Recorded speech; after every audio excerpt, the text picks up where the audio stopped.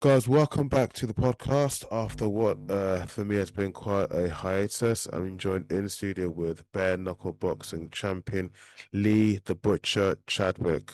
Lee, good evening and how are you? I'm good, mate. It's good chatting to you.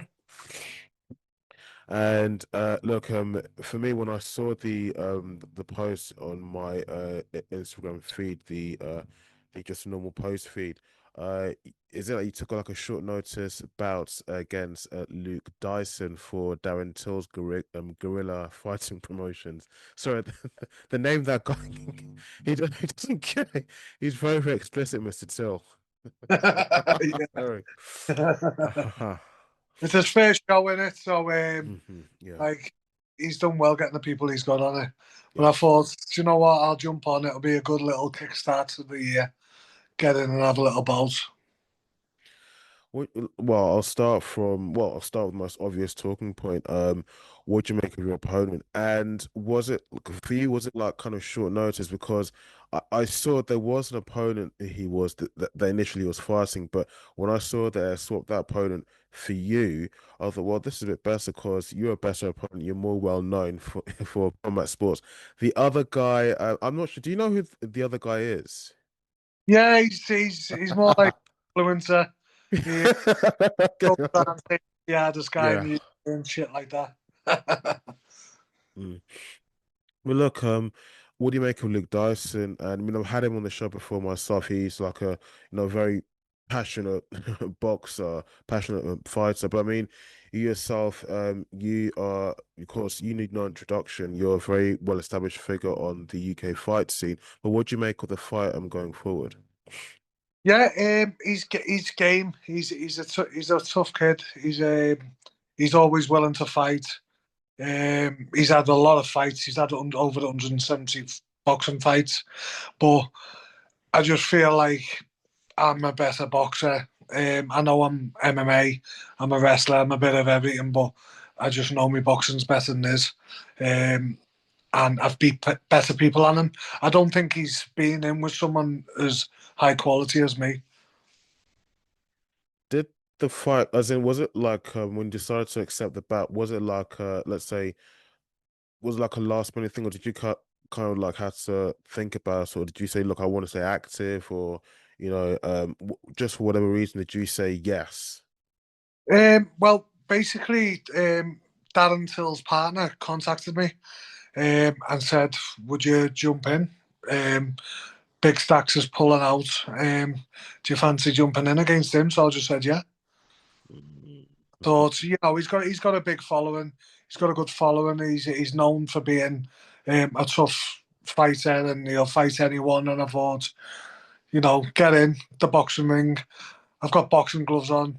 It's a bit like play fighting to me because I've just done bare knuckle. Mhm.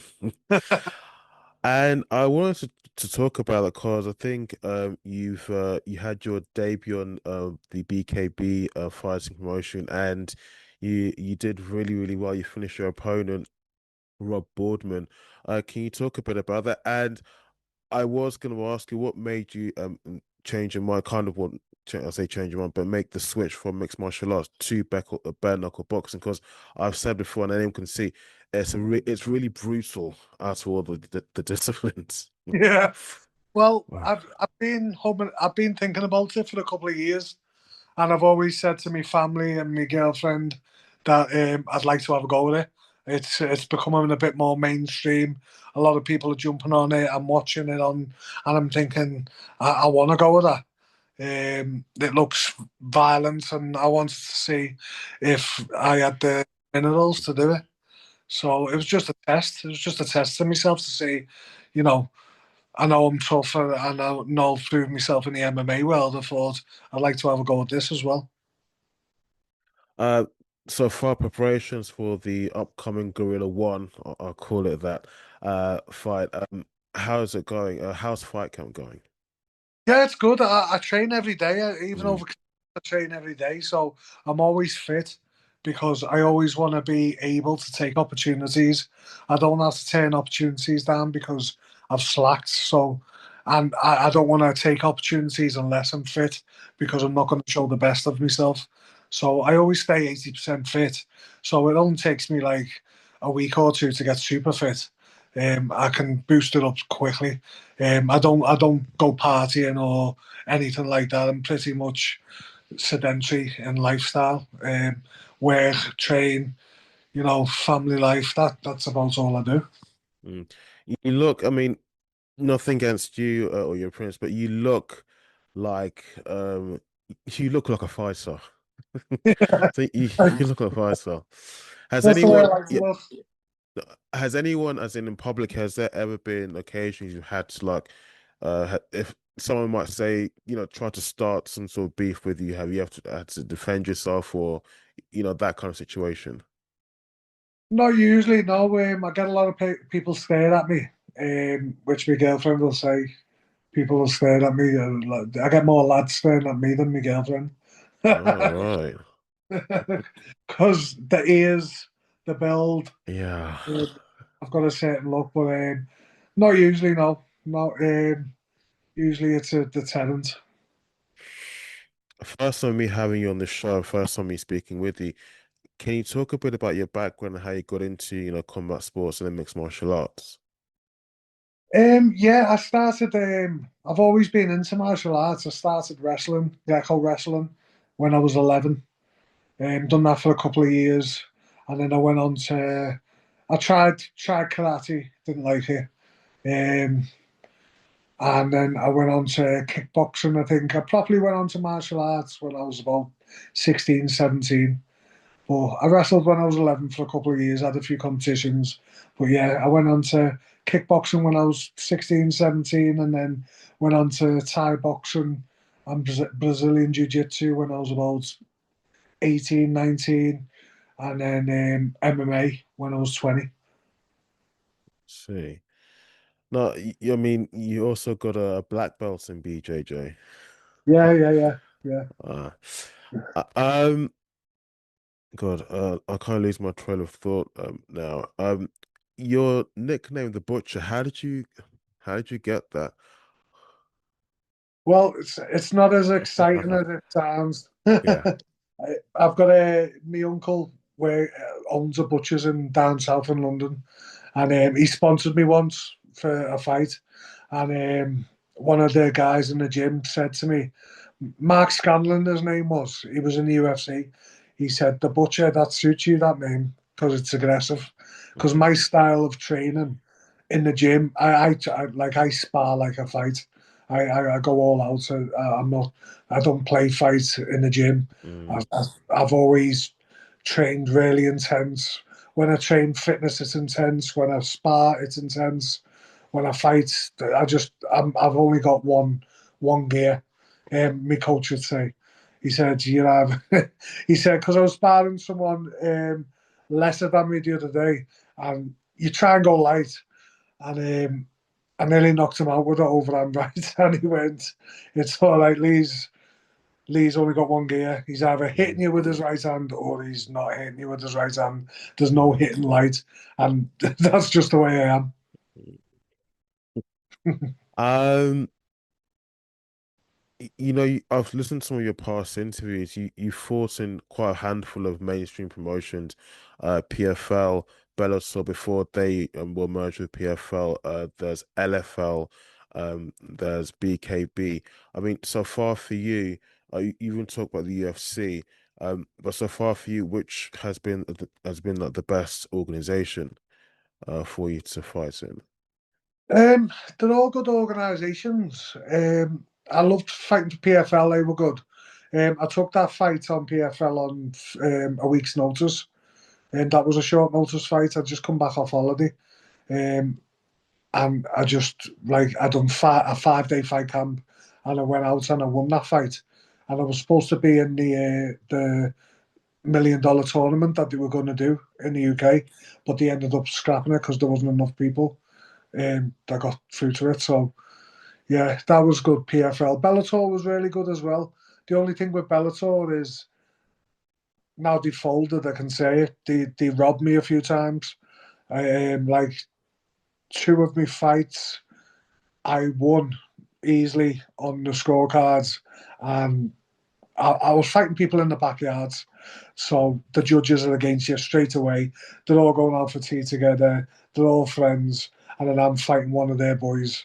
It happened. It happened a few times in Bellator. Like I had 6 fights in Bellator, and my record is 3-3. It should have been 5-1. There was only one fight I lost in Bellator, and then I got robbed. One of the fights I got robbed of was we was negotiating a new contract for more money because I'd won a couple in a row. We was at the end of my contract. My management contacted them and said, "Listen, after this fight, we want a bigger contract, more money." And then I absolutely wrestle. I don't know if I can swear on this. Okay, no, I go ahead. It's all right. wrestle fucked the guy who was from Poland. He was on ASW, and he had a 14-1 pro record, and I wrestle fucked him. He done nothing to me apart from defend, trying to get up, trying to get out of subs, and they give it to him, and that was the end of my contract then. So, and then Scott Coker done an interview on the press conference saying that he doesn't like people like basically he doesn't want to see wrestling fights. He wants to see striking fights, but it's MMA. Yeah, exactly. So he's sort of like he wants fights to be more exciting with knockouts and stuff like that, which I get. But you don't if it's mixed martial arts. I remember the first UFC. It was made to show what the best martial arts is, Hmm. and I feel like some companies are taking away from that now, and it's entering a new age of people just want to see knockouts, and the general public, they don't understand wrestling and grappling, so they're trying to please them with the striking. So I understand what they're doing and why they're doing it, but I've took a couple of losses because of it on big shows, and I should have been getting a lot more money because my pace went up a lot more every win. So they cost me money by robbing me of those fights. So that's a bit of a punch in the stomach. I do feel for you, in a way because it feels well. First of all, every mixed martial arts or every combat sports athlete is going to perform to their best ability. I mean, they're going to use the what they have in their arsenal and whatever skills they have, what they're really good at, whether it's striking, groundwork, whatever it may be. I mean, that does make it pretty biased towards those guys who wrestling is, let me say, their strongest skill set compared Yeah, to those who are better on their feet and with their hands and fists. I mean, that's very biased, and I can now it does make a lot more sense when you say that they yeah. were robbed Well, you. Yeah. on my record, I've basically got, I would say from the top of my head, I think I've got about 8 losses that I was robbed of, which is it's a big difference in your record. So 8 losses where because I've always fought anyone and anywhere, and I'll fly overseas, and I've always loved that. I've fought like champions in their arenas, and because I'm fighting the home guy, like my coach says, you've got to get a knockout to get a win. I mean, you've got to get a knockout to get a draw. It's like it's that bad. It's biased, and that's done me head in because I've always took opportunities and I've gone over. And I usually get given. I always get given a lot of strikers because I'm a wrestling based. I get given strikers. I've got good boxing, but my wrestling's really good. And so if I'm striking with someone and they beat me to the punch, it's mixed martial arts. I'm going to take them down. I'm going to smother them. I'm going to get on top. I'm going to beat them up. And I've done that many times. I even fought on Cage Warriors, and I fought Modestus Bukauskas when Hmm. he left the UFC. And if you watch the fight, he was basically running away for the whole fight in Cage Warriors because he was fighting on Cage Warriors to get back in the UFC, and he basically ran away from me for the whole fight. He looked like he was just terrified, and I thought I've got this in the bag, and I took that on 2 weeks' notice as well, and they give it to him because Graham Boylan, who owns Cage Warriors, is his management. So I've fell into loads of traps, and like if I got every win I deserved, my record would be so much better, and me revenue, like me revenue would be better, me stock would be better. So it's annoying, but all these fighters know that I've beat them because when I see them, they're like me best mate, and do you know what I mean? So they're extra nice to me. So I know they know. I know when I beat someone by the eyes. I can see they're defeated because they're scared. And I've been there so many times, and they've got given the win. So I hate to be on a downer on this show, but getting my I, I points like I like across. that you're very honest and seeing from your your content on Instagram, you seem like a very much not just a fighter but also a stand-up guy first. Yeah, Look like one of those seem like one of those real people. Well, no, I've never. I did I catch? I don't think I've seen that fight between you and Modi yeah. Bukowska. You know what, Moddy? He's a lovely guy. Yeah, He's a yeah. nice guy. I do like him. I respect him, and he's doing really good now in the UFC. Mhm. But I know and he knows that I won that fight, and it wasn't. It might not have been the best fight in the world because he was scared to engage me, even though he's a knockout artist. He didn't engage, and I think he was just respected me too much, and I was basically trying to catch him. So you need to watch that fight and let me know what you think. I definitely will do. No, Because I it's not will. like him because he's gone in UFC and he's knocking everyone out now. Yeah. And then I'm watching him think, you ran away from me. I should be in there. Um, there's still a lot of things I want to ask you because I've listened to quite a few of your interviews, but I think I definitely will have you back on the show probably after the fight, hopefully earlier time and for a longer slot as well. Yeah, definitely. Must. Um, just a few more questions. Yeah, no What problem. what can I say or what can I ask you? What is say one thing that fight fans don't actually know about you? Um, the fight fans don't know that I'm more of a relaxed person. I like to chill. I come across aggressive in everything online and me fighting and me style and that. I'm the complete opposite person in real life. I'm chilled, I'm nice, I'm relaxed. Mm, The things I like to do is brings peace. Like my favorite thing to do is say like go away for the weekend with my girlfriend and just go for walks, have a little chill, watch a film, mm. relax. Everything I do, everything else I do professionally is aggressive. It's intense, high energy. So yeah, as a person, I'm quite a chilled guy. Um, something I only just kind of started asking, guess, where would your dream fight be? Well, your dream opponent, who would they be, and the location, the venue, where would it be? Um, at the minute, I want to fight. I want to box on Misfits. I want to have a go on Misfits because that's doing well at the minute. Mm. Do you know what? And I'd love to. There's a few people's heads I'd love to punch in. I'd like Big Stacks, that one who was matched with Luke. I'd like, I'd like Yeah. Chase the More. Do you know Chase the More? Hold on, let me. I mean, sound like I didn't want to say this. Is he the one that knocked out or kind of beat Andrew Tate before Yeah, Christmas? yeah. And he's calling out Darren Till and that now. And you know what? He can't put a simple combination together. He Uh, can't even do a 1-2 left hook.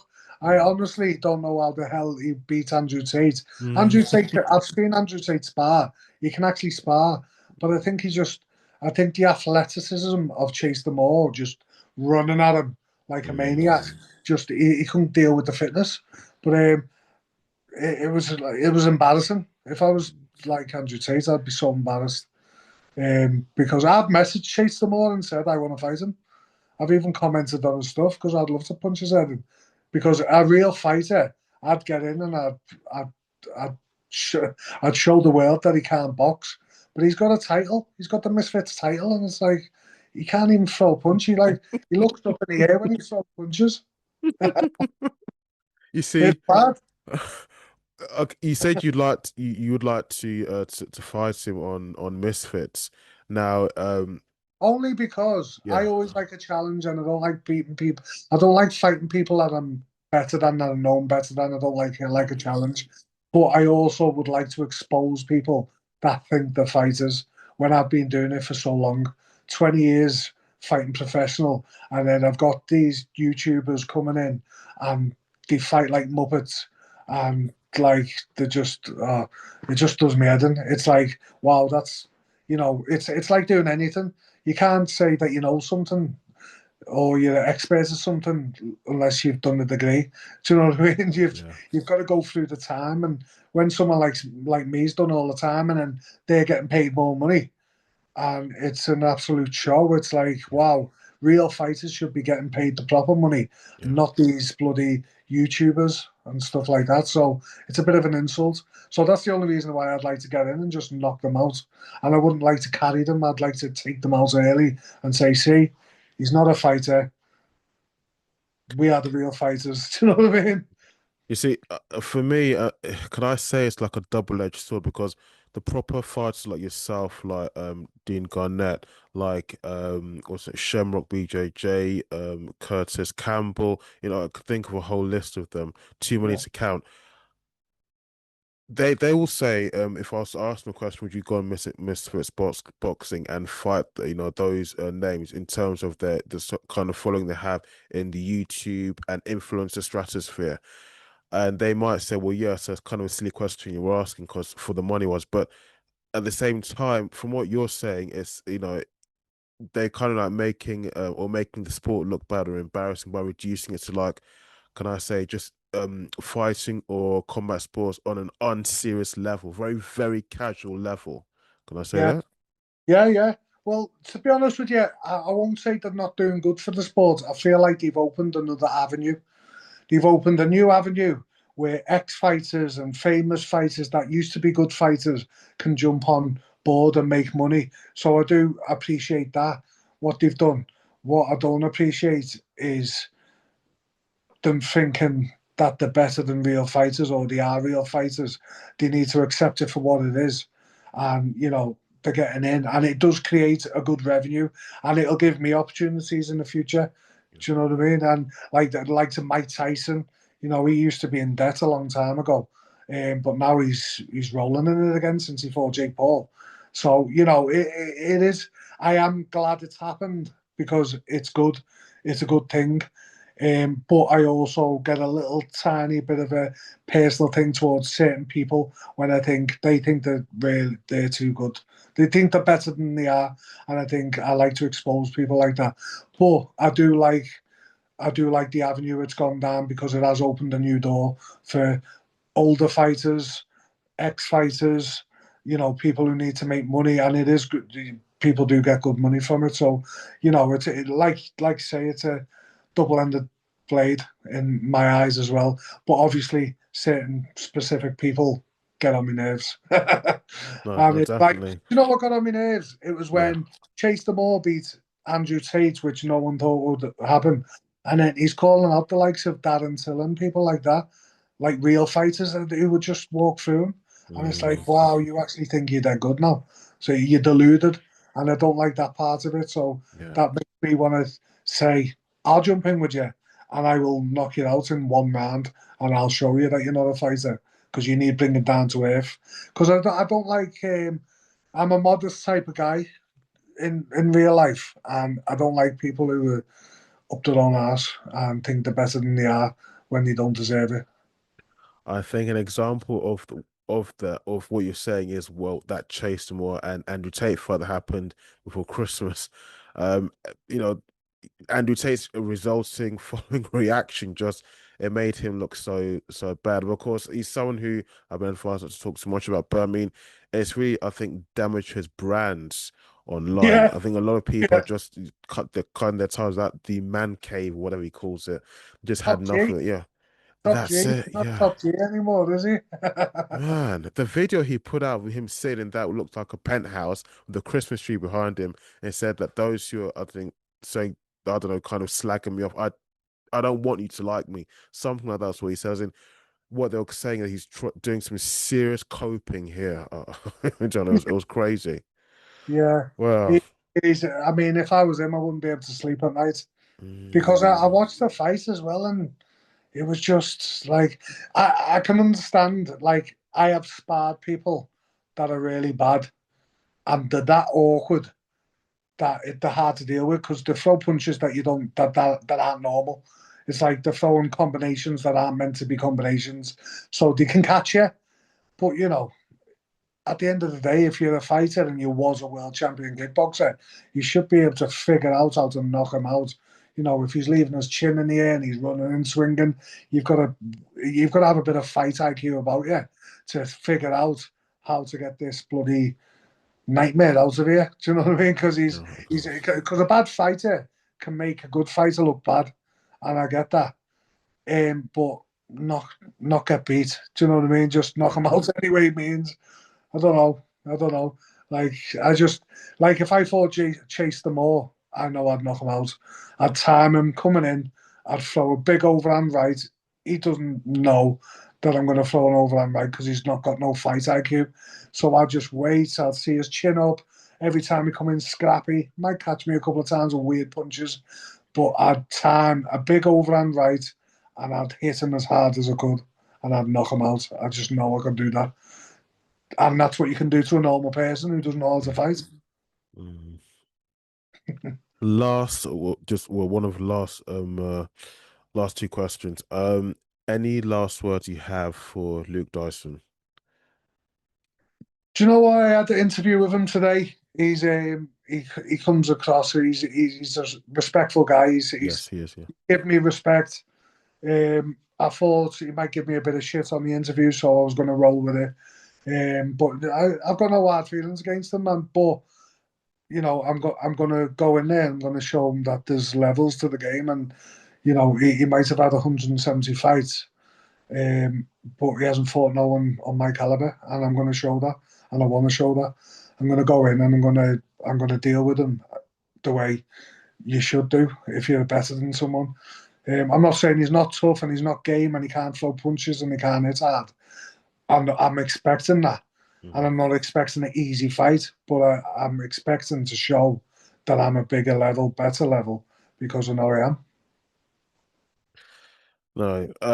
And also any shout outs you want to give?